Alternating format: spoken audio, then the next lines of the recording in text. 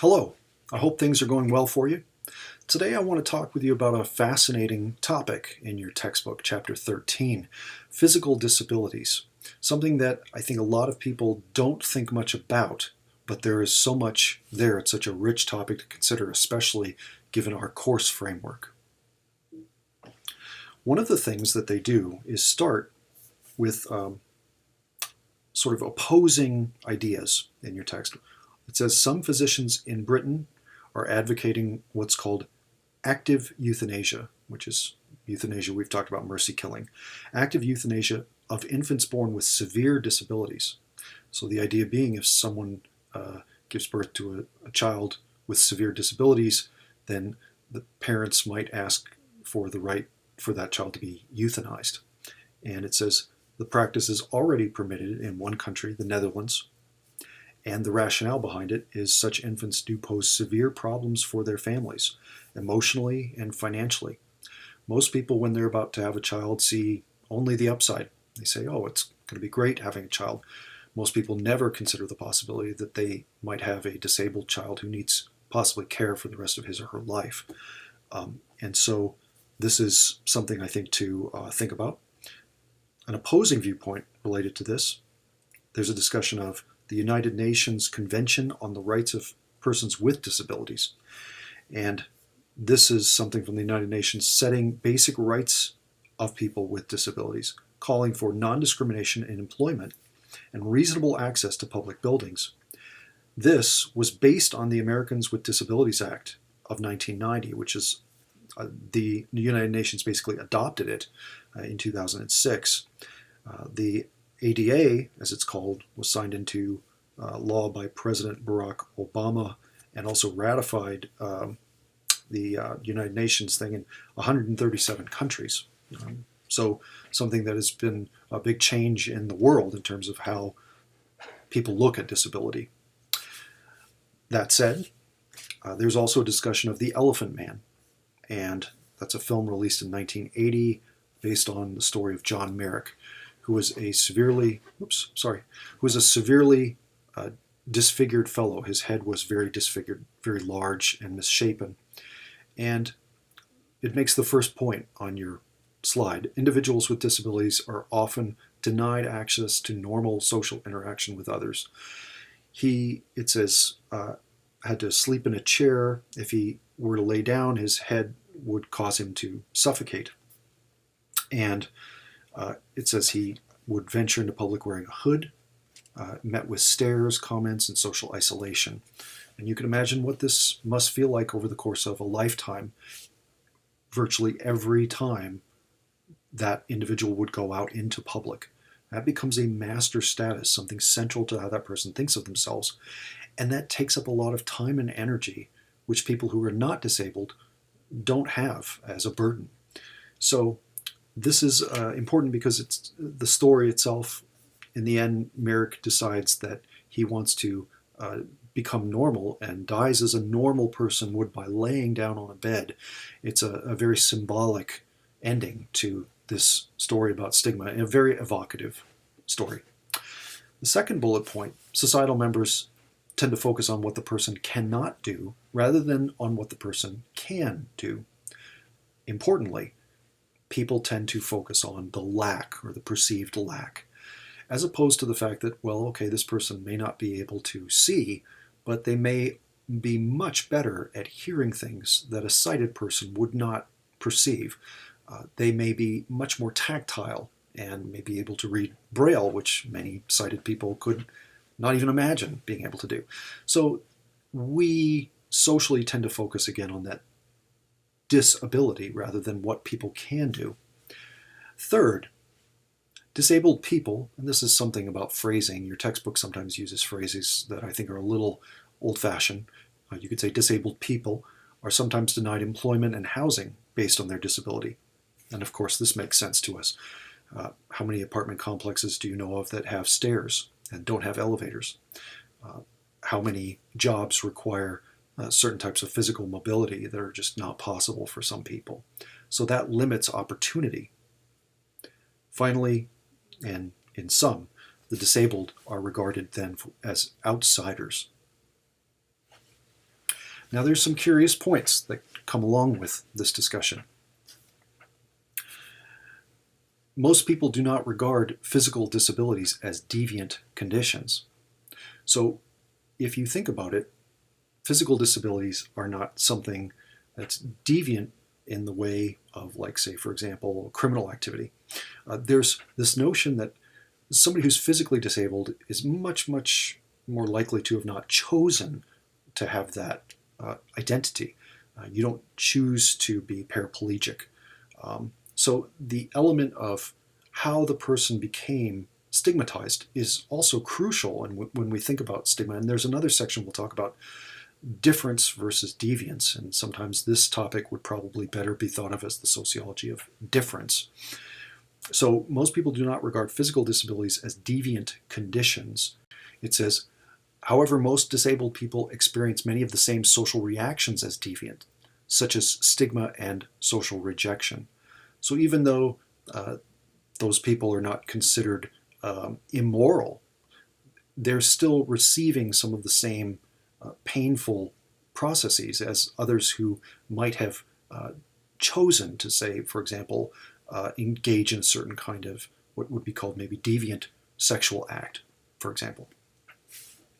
So that leads into that discussion of the sociology of difference versus the sociology of deviance. So it mentions here, these different reactions reflect a basic ambivalence regarding physical disabilities. Although some people with disabilities, physical disabilities, may experience stigma, others may form stable, accepting relationships with people who do not have physical disabilities.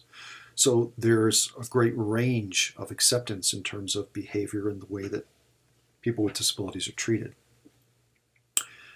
However, it's important to note people with physical disabilities often encounter isolation, segregation, and discrimination in their interactions with others. It mentions here, in a society where physical appearance matters, and you better bet that in American society physical appearance matters, people frequently respond with wariness or even hostility to others whose appearance does not conform to their expectations. So the ideas here in the slide, disabled individuals are forced to overcome many obstacles, forming relationships with people. That master status, the visibility of it, may cause others to be wary of the person or to need to try to communicate with that person about their status first, which may not go over very well. Following normative guidelines, again, things that adults should be able to do. Normative guidelines would be that if you get on an airplane, you only sit in the space of your seat. If you're obese, then you might take up more than your seat, and that may cause the person next to you to feel frustrated and angry. Conforming to adult roles, the things that adults are responsible for doing, those are things that disabled people might not be able to do, and then that violation causes tension. Now there's some distinctions to be made. Impairment versus disability versus handicap. Impairment, the loss of some ability usually caused by some physical reason. So it says, sometimes physical conditions present at birth inhibit functions, as it says here, in the optic nerve, the portion of the brain that controls things like talking, a movement of a limb, or the inner ear. So each of those things you could think of, and the text mentions, as an example of an impairment. That's different from disability. Disability is the loss of function that accompanies an impairment. So this thing is a physical attribute. Now, these are the things that the person cannot do because of that impairment. You see the difference, I hope. That says there, it describes the effect of that loss on the affected person's activities. So for a review question, if you've been listening, you already know that this won't include B, because we've already discussed disability, and therefore you can throw out D, all of the above. Which of the following terms then refers to the limitation on normal activities of self-care and mobility, which resulted from some type of impairment. That is the term handicap, which we'll talk about now. Limitation on normal activities of self-care and mobility resulting from some impairment. So I'd like you to know those three definitions and their relationship to each other. So physical conditions determine impairments. Disabilities and handicaps represent social and behavioral consequences of those impairments. That was the best way I thought of explaining this to you. Another review question. The central difference between a physical disability and deviance is its identity as a condition rather than a behavior. What do you think? True or false? The answer is true. Again, repeated for you. Repetition is the heart of learning. The central difference between a physical disability and deviance is its identity as a condition rather than a behavior. So if you can think condition versus behavior, that'll help. Again, we can think about this in terms of the extent to which somebody has voluntarily taken on an identity or it's been involuntarily placed on them. So that second point, society regards criminal offenders and drug addicts as choosing forms of deviance. Disability is not something that the vast majority of people would choose. It's something that happens to someone.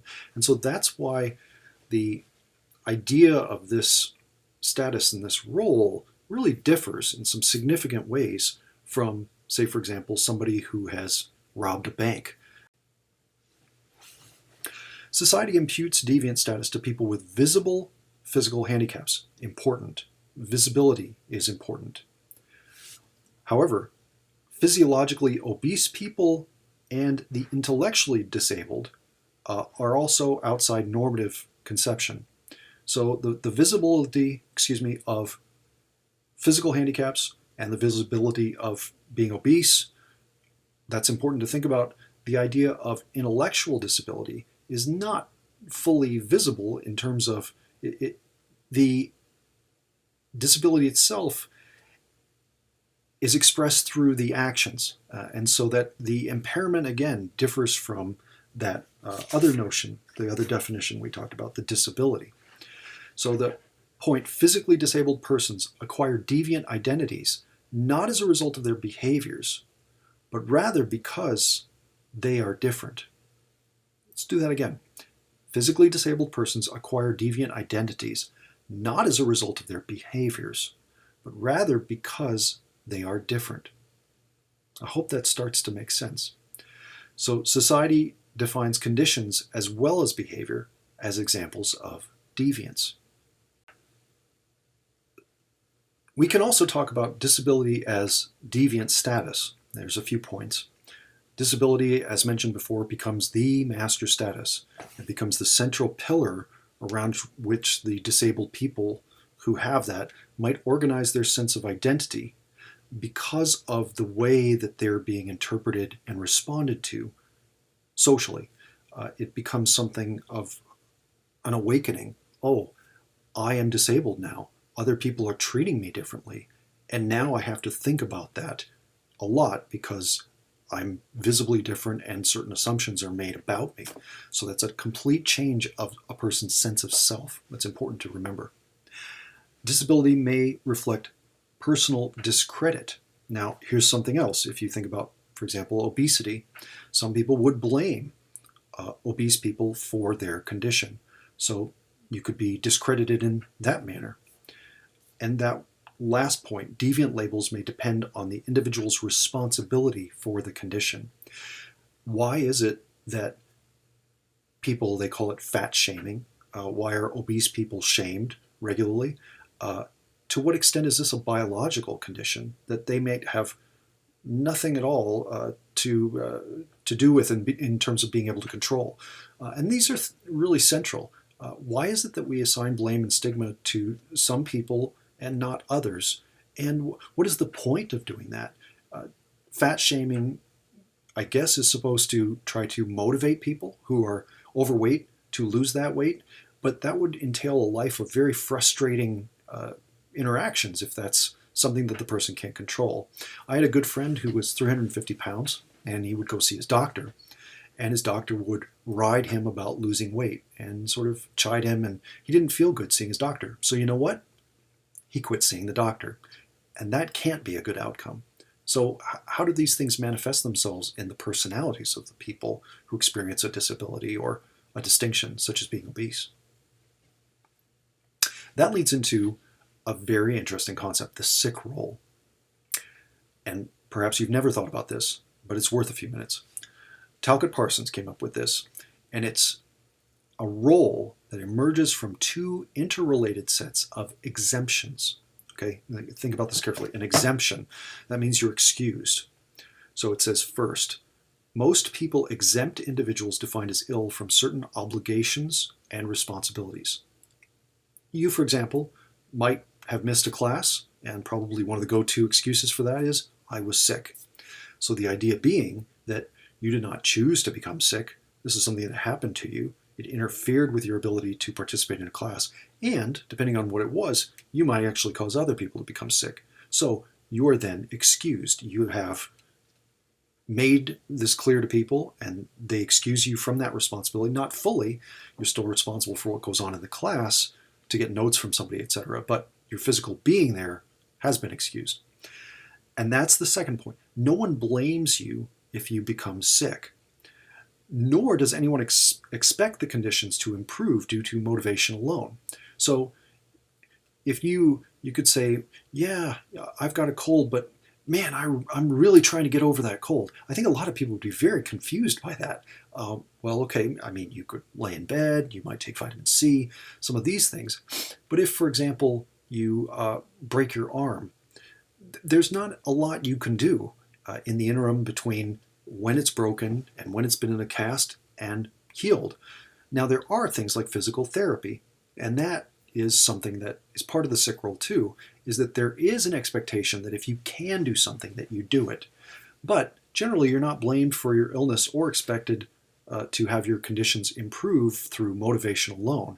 If somebody, for example, has cerebral palsy, they can't really do anything to get better. And so there's the sick role that allows those people an exemption. Some expect individuals exhibiting the sick role to define the state as undesirable and must do everything within their power for recovery. Again, if, let's say, you have, I don't know, a knee injury, and you get that, and your doctor tells you these are some things you need to do. You need to take, I don't know, a leave for several weeks, and I recommend physical therapy. Then part of that is going to be you go do what the doctor tells you to do. And so this idea of part of the role is you're given exemptions, but you also have certain responsibilities to get better, if at all possible. So here's, I think, some clarity for this. 4 elements. 1, no attribution of responsibility of individuals for their own conditions. You're not blamed for being sick or ill or disabled. 2, exemptions from normal role obligations. If you are sick or disabled, it makes perfect sense that you won't be able to do certain things. You're exempt. 3, recognition of the undesirable character of the illness despite the benefits of those role exemptions. So this is a part where it's like, okay, you're not seen as trying to become a free rider because of your disability. You are actively interested, and that's number 4, an obligation to seek help to heal the sickness. Nobody would like it if somebody is seen as riding the system or taking advantage of a system. That the expectation is you want to get better. You don't want to be, for example, claiming disability funds from the government if you could get better. So here's a really basic breakdown of the do's and don'ts for the sick role, and I'll let you look at this more in your own time if you want to pause it, or it's in your textbook. We move into specific physical disabilities and other things, intellectual disabilities. The first, there's a discussion of blindness. There are basically three categories. Totally blind, the most strongly defined form of blindness, total absence of any light or image perception. Legally blind, this is a legal definition, so central visual acuity of 2200 with corrective lenses in the better eye, along with restriction of the central visual field that allows the individual to see objects only within a 20-degree arc. So these are very technical terms here, but what it means is that if a person meets those criteria, then they are legally blind, and therefore they might be entitled, for example, to certain government services. The third one, functionally blind, that is the condition of an inability to read ordinary newspaper print, even with perfectly fitted glasses. So each of those categories may have a definition assigned with it that allows the person to have greater access to resources. There is a portion about avoiding technical confusion. The label of being blind for most people is applying it to the totally or nearly blind people. So that's usually the way in which everyday people think of blind. It mentions that being blind has been seen as a significant social stigma over many centuries. Societies have relegated blind members to inferior roles, outcasts, and beggars. It mentions here, in England under Queen Elizabeth I, poor laws and charities grouped the blind with paupers, orphan children, and mentally disordered people. Then what happened during the 19th century, a change happened in the United States. The humanitarianism and organized philanthropy of the second half of the century in England and the US introduced the conception of character defect as a middle-class explanation of pauperism. So the idea was poor people were poor because there was some internal character defect, which had the concomitant result of associating physical defect with personality weakness. At the same time, the humanitarian movement was responsible for the special regard for the blind, which gave them a more secure relief status. So the idea again was blind people didn't do anything to deserve their blindness. They don't have any moral turpitude, or I should say they're not morally discredited. So it says this led to the development of certain kinds of institutions, schools. And one person in the book reports all that he gained from attending a blind school. And you might see these in various communities across the United States, certain schools for the blind. So this is covered in your first bullet point there. The humanitarian movement, as I mentioned, in England and the United States, wanted to promote the self-confidence and self-reliance of people who are blind. And that secured a relief status, saying, we will help you. We will provide government assistance for you in the form of institutions, training, school, and also perhaps employment support. And that has changed life significantly for the category of people known as blind. However, there's still many common public stereotypes of this condition, including helplessness, the idea that blind people are going to be dependent, and that blind people are useless. And so it's very hard to overcome these kinds of stigmas, as you might see through some examples in your text. Something that is not quite as visible, intellectual disability. People with intellectual disability are limited as to intelligence and ability to perform cognitive tasks. It's hard to come up with exact figures for the number of people with this disability in the United States. However, there's an organization reporting that one estimate is 3 out of every 100 people or so might suffer from an intellectual disability. People, again, with intellectual disability do not learn as quickly or as much as non-retarded people do, and retarded is a very old-fashioned word. I think that the preferred term for most people is intellectually disabled. People with intellectual disability do not retain as much information as discussed. So it's about retention. And then also have weak powers of mental abstraction, the ability to think abstractly, limiting the use of whatever information they do retain. So it's got different parts that all work against the individual. Intellectual disability is important to think about as a unique category because society sets the highest value on the ability to think. It's a overwhelming assumption that individuals are able to think for themselves. And if someone finds out that someone might not be able to think, I would argue that is a filter that colors everything somebody might think a person's able to do or not, and in a very profound way. So society helps set a high value on the ability to think, and being able to think is essential for planning and arranging your life, managing your affairs. Those who lack these attributes experience the most stigma. No other stigma implies such unfitness because people regard a person with an intellectual disability as lacking even in basic competence. So there's an assumption that's often leveled against those people, which take away key elements of their humanity. A note from somebody who was thinking about a person who was disabled intellectually. One of the older female students returned from a visit to a beauty shop in a state that could be conservatively described as euphoric. I was surprised. I did not expect them to want to be attractive. So this assumption that's so basic for most human beings, apparently this person didn't think that applied to intellectually disabled people generally.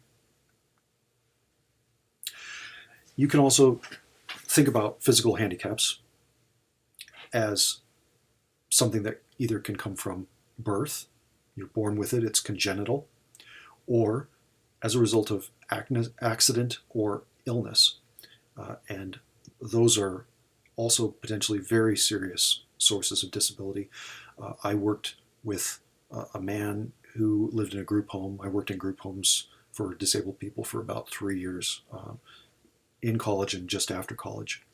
And this fellow had a traumatic brain injury, and he had to have reminders put on his mirror as to what his routines were for the day. And he had not been born with this. He had had this accident. Nevertheless, it impacted him the rest of his life. And sometimes it was hard because I would have to check to see whether or not he actually followed through on all those instructions because his memory was so bad. He wouldn't necessarily do all the things. He could forget mid-sequence what he needed to be doing. Depending on the importance society places on physical health, attractiveness, and competence, individuals with physical handicaps may be labeled deviant. You can think about how important physical attributes are in your everyday life for people giving you a pass as competent or able or normal, and that if there were changes in those, the difference that that would make in terms of your interactions, I think would blow your mind. So this is something I think people discount if they have these attributes. If you have good physical health, if you are attractive, if you're competent, then those things are not something you think much about. Also, societal reaction and ambivalence toward disability. And ambivalence means a sort of not sure what to do with, don't know what you feel about something. Regarding physical handicaps, the inability to perform physical tasks for oneself frequently reduces a person's social status to that of a child. And there's a term for this, infantilism. If you infantilize someone, you're treating them as a child. So the idea of, can I help you with that door? Or do you want me to do X or Y for you? On the one hand, it can be a kindness, and it's generally seen as kind to do something for people who can't do it necessarily for themselves. On the other hand, it's that assumption that those individuals can't do that or that they want help that can be seen as very disagreeable to someone in that position. There's other phrases in your text that, again, are terribly old-fashioned and I'm not thrilled about, but This notion of crippled is one to think about. It's an old-fashioned term applied to handicapped people, and that's something that was very stigmatizing, a very nasty term. And so the move toward disabled and then differently abled recognizes that the individuals in these positions have power and want to say, we get to define how others see us. It's not a one-way street. You don't just get to label us. We also have say-so in how you think of us. So societies have commonly separated cripples from normal people, which may result in varying degrees of isolation, persecution, and ridicule. And there are some examples here, horrific examples. This is from the Old Testament. For whatsoever man he hath, it's going to be hard. This is the Old Testament. For whatsoever man he be that hath a blemish, he shall not serve as priest, a blind man or a lame, or he that hath a flat nose, or anything superfluous, or a man that is broken-footed, or broken-handed, or crook-backed, or a dwarf, or that has a blemish in his eye, or be scurvy or scabbed, or hath his bones broken. These are people who are unable to become priests, and it's very specific listings. As also mentioned, crippled people face problems with occupational roles, social relationships, and general social participation. You can imagine that your relationship with your partner might be significantly altered if you became physically disabled in a major way. How might that change your relationship with your husband or wife, your children? And that's just one type of social relationship. How would it potentially change your job? Would you be able to keep your job? Would there be pressure on you to leave even if you were legally allowed to keep your job? And general social participation, where you can and can't go, what you are and aren't expected to be able to do. Severe physical disabilities strain marriages, absolutely, and often cause job changes and social isolation. There's an excellent example in your text of a man who was a Fortune 500 CEO who had a disabled child that required, I believe, 24-hour care, and he and his wife dropped the child off at a hospital without saying anything, and then he was charged with a crime for this. So the burden clearly fell on that couple, and that's how one society has decided to address this, as opposed to having better social support for people who have a child who's disabled in such a significant way. It sparked both concern and hope when a person walked in a January 2000 Super Bowl commercial. The question is, who is this person? And you might remember this or not, but the person was Christopher Reeve, who once played Superman. And so he was a very symbolic figure. He had an injury from falling off of a horse, a grave injury where he was paralyzed. He did end up walking, but the concern that people had from him doing this was that he may be giving unrealistic hope to many people with such severe spinal injuries, even though it also gave some people hope that perhaps this could be overcome. So a kind of mixed message that people felt was being offered. You also have obesity as a category of disability.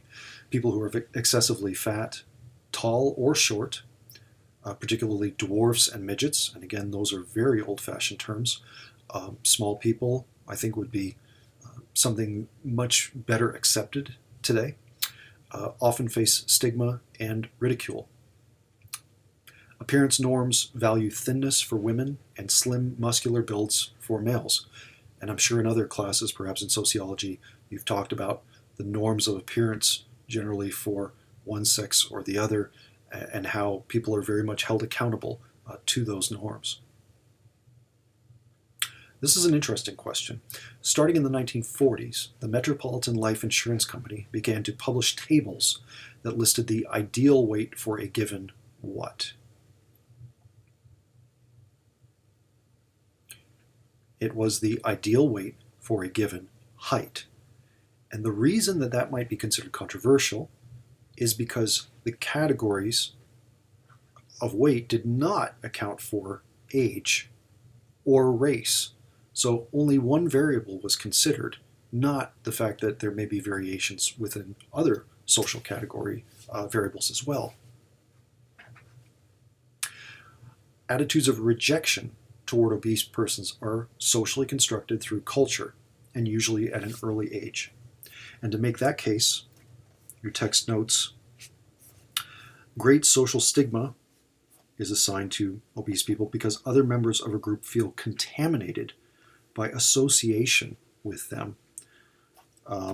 Young children are taught very early to know what a fat person looks like and often to avoid those individuals. There's a study, a devastating study. It said drawings were shown to children, drawings of other children with deformities, and those included a normal child, an obese child, a child with crutches and a brace, a person in a wheelchair, amputated forearm, somebody with a facial disfigurement. And it says most subjects selected the obese child as their last choice, the last type of person they would interact with. Devastating.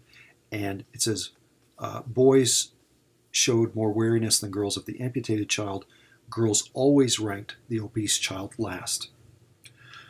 And attitudes toward obesity rest upon moral foundations. There's this idea that a person who is overweight simply is lacking in self-control, which is false. There are biological reasons that people are not able to process food as well, and metabolisms differ from person to person and over the course of a lifetime. So some people chastise obese people as gluttons, unwilling to control their behaviors regardless of the consequences. I would argue, too, that the vast majority of studies on diets say that they don't work in the long run. It's very, very hard to self-discipline over the course of an entire lifetime.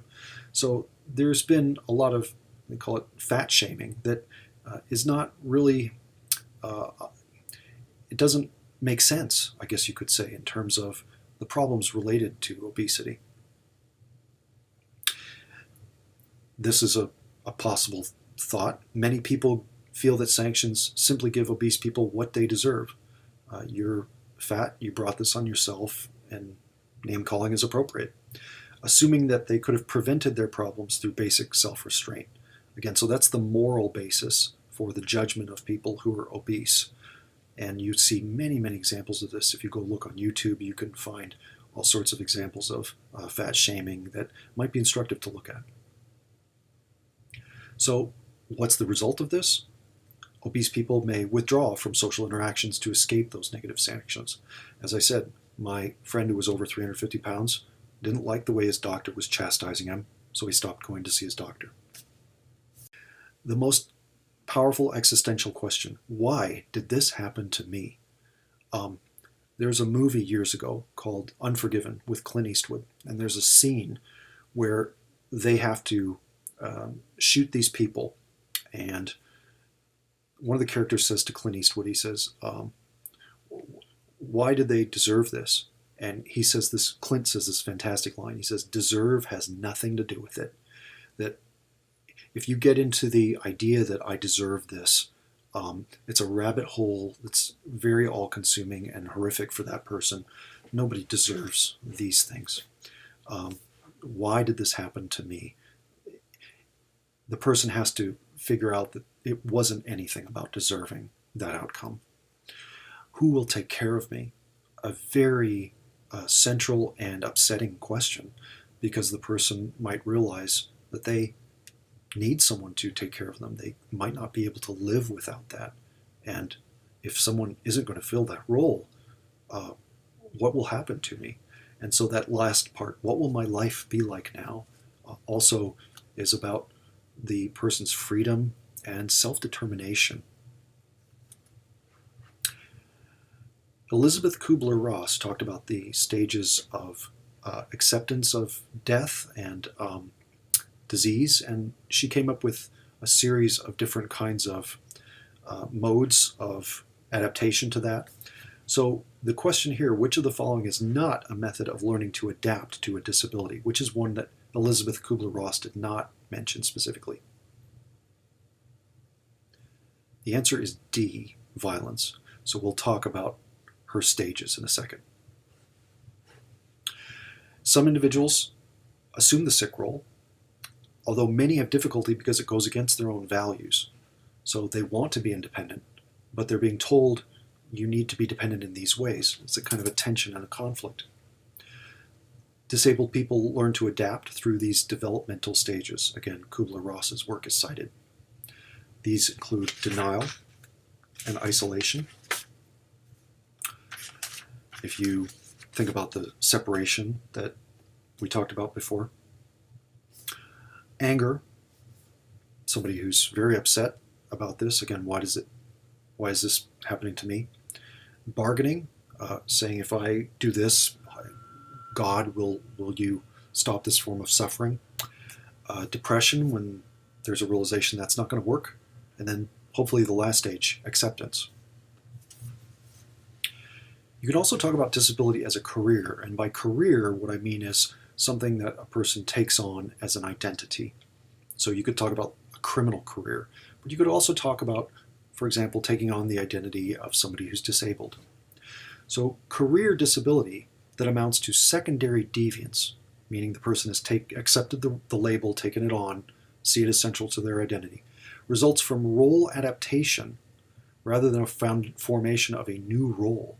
So in a way, this person is forced into a role. You are disabled now, and you have to adapt to it.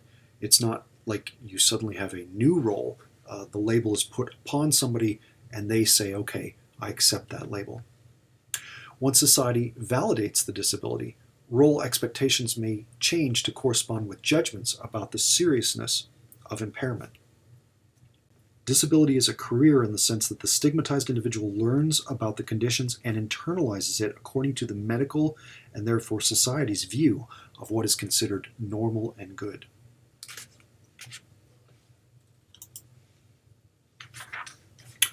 These involve professionals and agencies. Professional assistance from doctors or counselors are crucial in shaping an individual's self-concept and transition into career disability. So those are legitimate professionals who are then given the task of helping this person to take on that role as a secondary deviant. Many rehabilitation agencies make contributions to society's efforts to prevent, treat, and control disabilities and to individual clients. So I worked for an agency in Fairbanks, Alaska that was working in group homes with developmentally disabled people, and that allowed those people to live the best lives that it was deemed possible for them to have.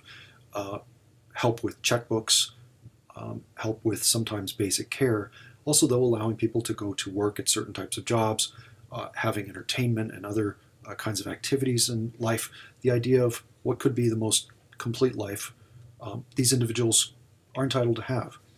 And so some of these agencies are about preventing and treating, some of them are about controlling disabilities and helping people. There's kind of a balance, you could say, between helping and controlling with individual clients, which isn't always clear. Also, you can talk about subcultures and groups. These are communities within larger society, as we've talked about before. Disability subcultures serve many functions. They can provide social and recreational outlets, education for the public, so saying, okay, you should know that these are things that are stereotypes of disabled people that aren't true. Pressing public officials on policies, maybe, for example, to get better access in a community for people who have physical impairments. And then also to possibly assisting with marriage and employment, so providing a support system for relationships and work. The role of stigma in the disability career.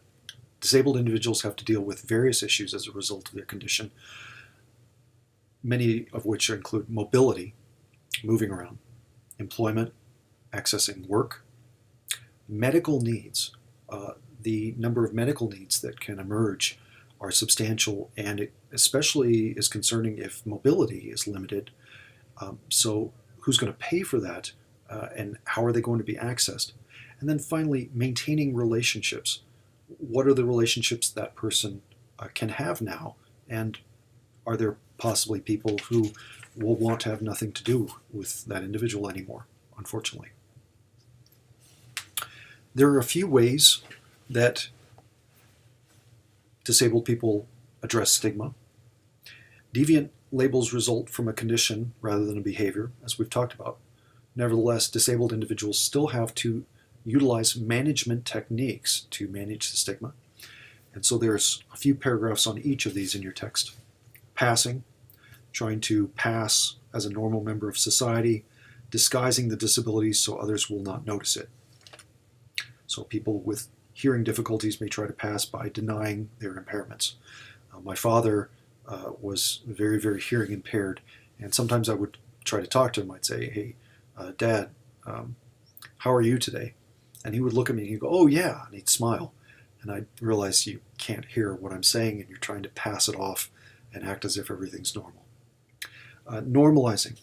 Rather than trying to pass, disabled people try to manage society's stigma by normalizing their deviance.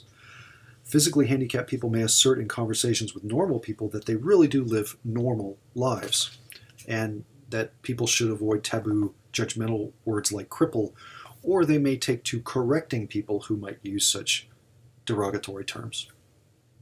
Coping, the third one. There are three general categories of situations where somebody might perceive an intrusion by people, creating a need for coping. The first one, disabled people may treat others as intruders if they're only focusing on the disability. Second, the disabled person may resent other people's tendencies to incorporate the disability into a social situation. And third, the disabled person desires to exclude the condition from an interaction while preserving the relationship. So that has good-natured levity, trying to just minimize the extent of the situation and its presence in between them. The person tries to avoid acknowledging or talking about the personal meanings of that disability for them. Finally, we get to the Americans with Disabilities Act. This is a significant piece of legislation in the United States to help people with physical and intellectual disabilities. It was intended to stop discrimination against children with disabilities. Before this act, note, many children had been excluded from public schools, not allowed to attend, institutionalized, or placed in programs with little or no learning component.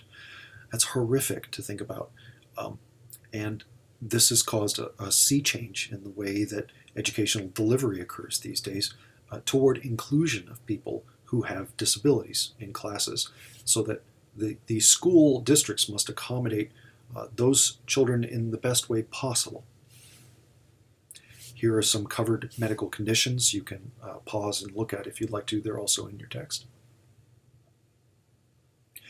Three kinds of people are those to whom this applies.